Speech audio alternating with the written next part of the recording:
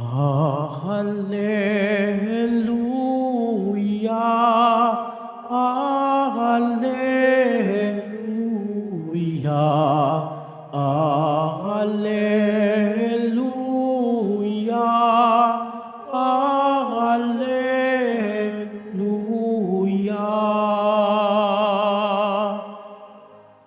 Ang tinig ko'y pakikinggan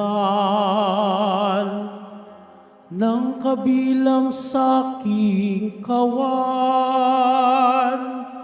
Ako'y kanilang susundan. Hallelujah,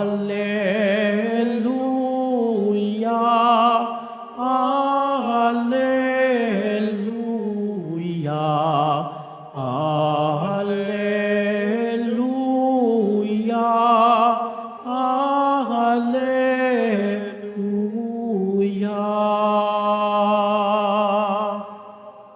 Sumainyo ang Panginoon. At sumaiyo rin. Ang mabuting balita ng Panginoon ayon kay San Juan. Papuri sa iyo, Panginoon. Taglabing na noon, kasalukuyang ipinagdiriwang sa Jerusalem ang piyesta ng pagtatalaga ng templo. Naglalakad si Jesus sa templo, sa portiko ni Solomon. Pinagdigiran siya ng mga Hudiyo at sinabi sa kaniya, "Hanggang kailan mo kami pag-aalinlanganin? Kung ikaw ang Kristo, sabihin mo na muna ng tiyakan."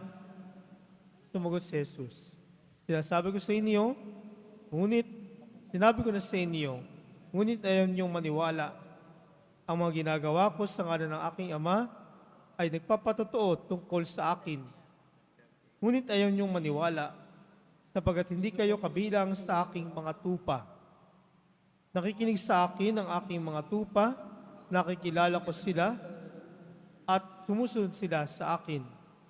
Binibigyan ko sila ng buhay na walang hanggan, at kailan may di sila mapapahamak. Hindi sila maagaw sa akin ninuman. Ang aking Ama na nagbigay sa kanila sa akin ay lalong dakila sa lahat. At hindi sila maagaw ninuman sa aking Ama. Ako at ang Ama ay iisa." Ang mabuting balita ng Panginoon. Pinupuri ka namin, Panginoong Hesukristo. Magsiupo muna po tayong lahat.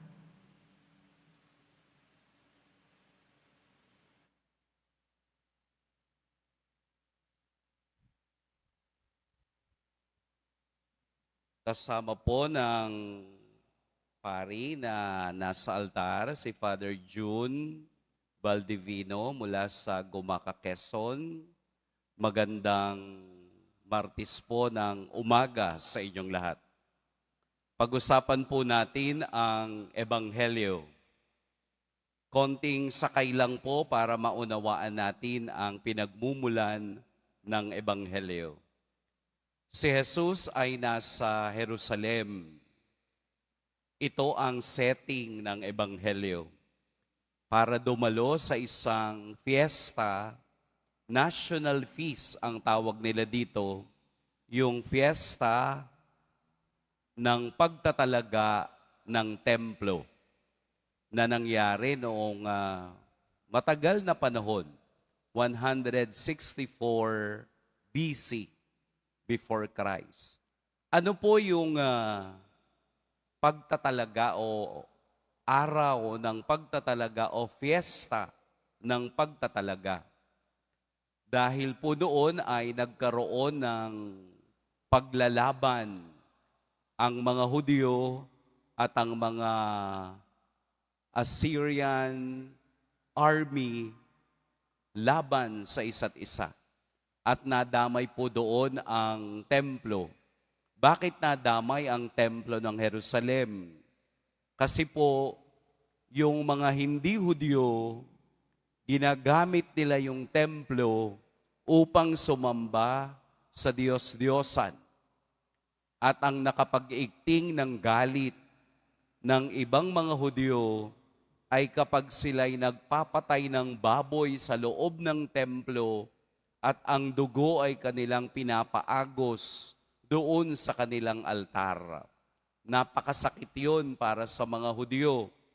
Kaya sa pamamagitan ng pamumuno ni Judas Macabeo, nagtagumpay sila laban sa mga Assyrian doon na panahon na iyon.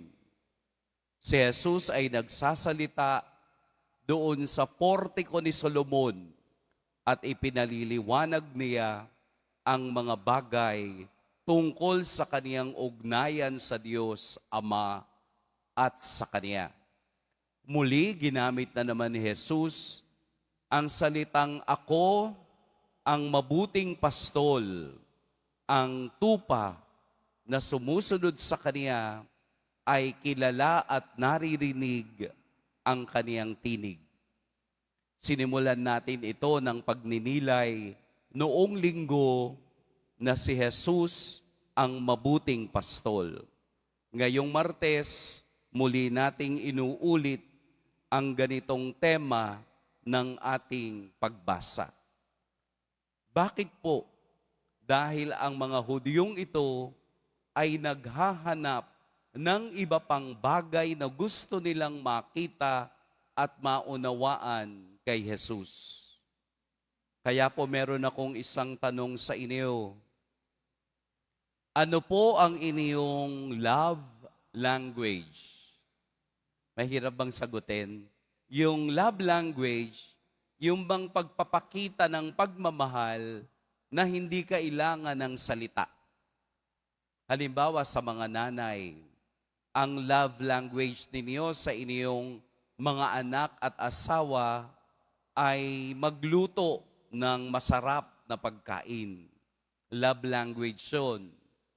Doon naman sa mga tatay, ang love language ninyo ay paggaling sa trabaho, ay pasasalubungan ng mga anak ng kahit na anong pagkain na usually ay favorite ng mga bata.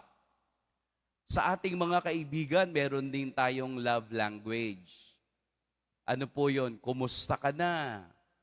Magte-text ka, kumusta ka na? Ano nang nangyari sa'yo? Anong balita? Kapag sa mga kumare, ang love language, nagte-text din, kumusta ka na? Ang kasunod nun, pautang. Kaya medyo maraming pamamaraan ang lengguwahe ng pag-ibig. Si Jesus ay ganun din. Hindi nauunawaan ng mga Hudyo ang lengguwahe ni Kristo ng pagmamahal. Hindi nila nauunawaan na sa dami ng kaniyang himalang ginawa, na sa bawat pagkakataong kailangan niyang ipakita ang pagmamahal ng Diyos sa pamamagitan ng himala, hindi pa rin ito nauunawaan ng mga Hudyong sumusunod sa Kanya. Kaya nga ang sabi ni Jesus, nakikilala ako ng aking mga tupa. Yun lamang nakauunawa ng kaniyang lengguwahe ang makapagbibigay ng patunay kung sino si Kristo. Nangangahulugang kung sino lamang yung nakababasa at nakababatid ng mga galaw at gawi ni Kristo, ang siya lamang tunay na nakasusunod sa Kanya. Ang love language ni Jesus ay palaging lengguwahe ng awa at lengguwahe ng pagtanggap. Wala pong sinisino o paborito ang Diyos. Si Jesus ay gumagalaw ayon sa kaniyang salita. Yun bang walk the talk? Pag siya'y nagsalita, ito ay kaniyang ginagawa. Kaya ang lahat ng tupang kaniyang minamahal at inaalagaan ay hindi nawawalay o naliligaw ng landas. Sa atin pong buhay Kristiyano, tayo'y mga tupa ni Jesus kung alam natin ang kaniyang tinig at sumunod sa kaniyang tinig. Kung alam natin ang love language ni Jesus, hindi tayo mawawala sa pagsunod sa Kanya. Katulad din ng pagpapakita ng ating mahal na ina sa Fatima, na unawaan ng 3 bata ang love language ng ina na manalangin para sa conversion ng lahat ng makasalanan. Ang pagpapakita ng himala ng Diyos sa pamamagitan ng mahal na ina ay pagpapakita rin kung gaano kamahal ng ina ang kaniyang anak upang hindi mawalay at magkaroon ng patuloy pa na kasalanan. Yung mga batang ito, si Jacinta, Francisco, Lucia, ay ang mga batang nakauunawa ng lengguwahe ng Diyos. Sa kaibuturan ng puso nila, sa kasimplihan ng pagiging bata, naunawaan nila kung ano ang pakay ng mahal na ina sa sangkatauhan. Katulad po sana nila, maging payak ang ating pakikiugnay sa Diyos. Plain and simple. Hindi kailangang laliman natin ang pag-unawa sa salita ni Kristo na kayo'y aking mga tupa.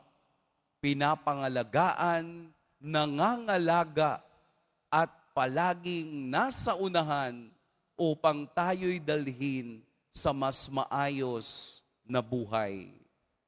Pakinggan po natin ang tinig ng mabuting pastol kung papaanong naniwala at pinakinggan ng 3 batang ito ang mensahe ng Fatima.